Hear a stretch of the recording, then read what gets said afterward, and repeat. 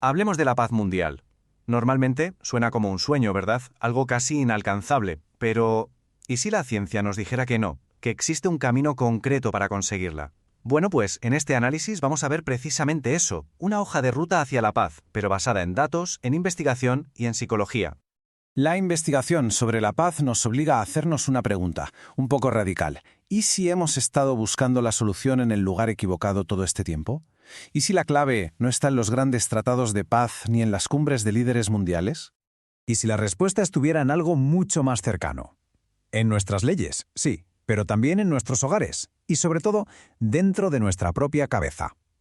La idea de fondo es esta. La paz de verdad se construye desde abajo, no se impone desde arriba. Empieza en cómo nos tratamos y en cómo pensamos.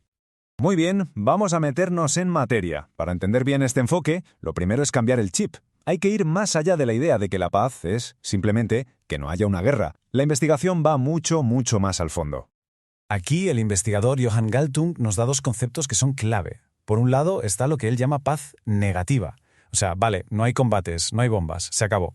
Pero el verdadero objetivo, nos dice, es la paz positiva, y eso es otra historia. Es una sociedad donde no existe la violencia estructural, como la opresión o la desigualdad, porque solo cuando se eliminan esas injusticias de raíz, la paz puede ser duradera de verdad. Y esto, claro, nos lleva directamente al meollo de la cuestión, a la raíz psicológica de todo esto. Porque para construir esa paz positiva, esa que de verdad importa, se necesita un componente psicológico central, uno que muchas veces se nos olvida en los debates geopolíticos. Y ese componente es la empatía. Pero ojo, no entendida como un simple «qué pena me da», no. Hablamos de algo mucho más activo. La capacidad de reconocer el sufrimiento de los demás y sentir el impulso, la necesidad de hacer algo para aliviarlo. A ver, puede sonar un poco raro hablar de empatía cuando se habla de política internacional, pero la investigación es tajante, es el factor central para construir una cultura de paz, el requisito psicológico más importante de todos, ni más ni menos. El problema es que esta empatía, que es algo innato, puede dañarse, incluso destruirse, y casi siempre ocurre en la infancia. Las biografías de muchas figuras políticas que han iniciado guerras muestran una y otra vez un historial de violencia o abandono en su niñez. Esta falta de empatía es un factor psicológico que no se puede pasar por alto. Entonces, si la empatía es la clave, la pregunta del millón es ¿cómo se activa a escala social? La investigación identifica tres pilares fundamentales, como tres interruptores sociales que o bien construyen la empatía en una sociedad o bien la destruyen. Y estos tres pilares son: primero, una crianza infantil sin nada de violencia. Segundo, una igualdad de género plena y real. Y tercero, un marco legal que rechace la violencia por sistema. Vamos a ver cada uno de ellos. Empezamos por el primer pilar, y quizá el más potente. La correlación es directa y es sorprendente. Cuanto más violenta es la crianza en un país, menos pacífico es ese país en el escenario mundial. Dicho de otra forma, el nivel de paz de una nación se puede medir literalmente en cómo trata a su infancia.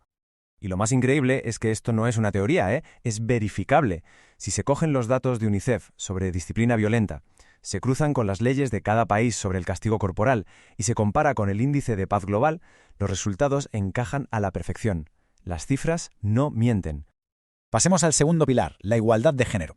Otro factor que la ciencia ha probado que es fundamental para una paz sostenible. La lógica es bastante clara. Si una sociedad no es capaz de reconocer el sufrimiento de las mujeres por la opresión o la violencia, entonces a una gran parte de esa sociedad, incluidos sus líderes, le falta una dosis enorme de empatía.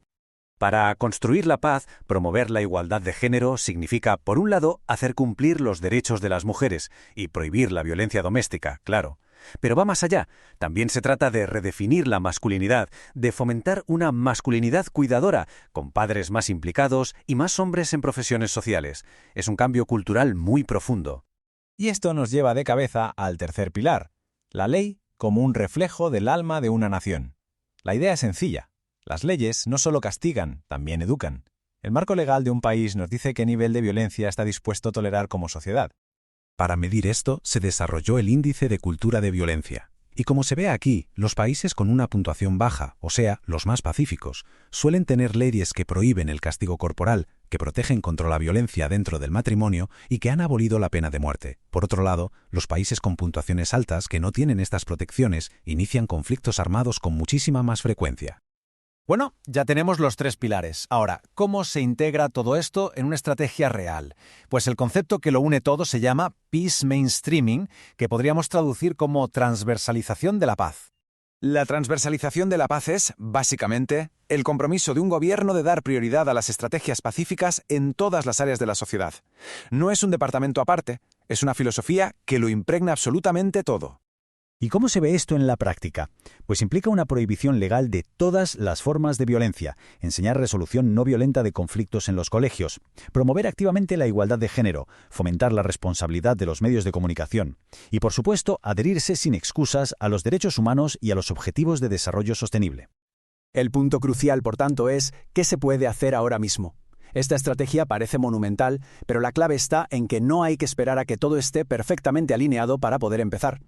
Seamos realistas, esto no es una tirita, no es un arreglo rápido, es una estrategia generacional, porque no se cambia la psicología de una sociedad de la noche a la mañana. Pero lo crucial es que el trabajo puede y debe empezar ya. Incluso con una influencia política limitada, a nivel individual se puede hacer muchísimo.